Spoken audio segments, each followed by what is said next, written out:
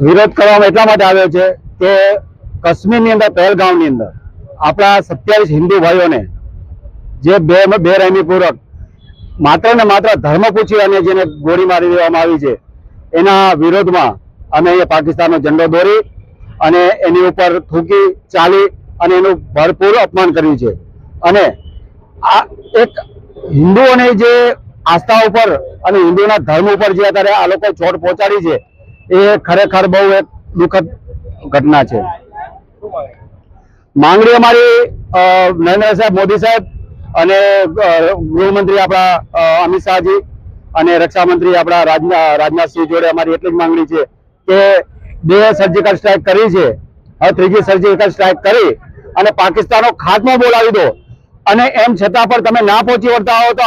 અમે હિન્દુ ભાઈઓને છૂટ આપો, અમને બોલાવો, અમે દેશ માટે કંઈક કરવા તૈયાર છીએ, અમે બોર્ડર પર લડવા માટે તૈયાર છીએ, પાકિસ્તાનનો ખાત્મો કરવા માટે તૈયાર છીએ,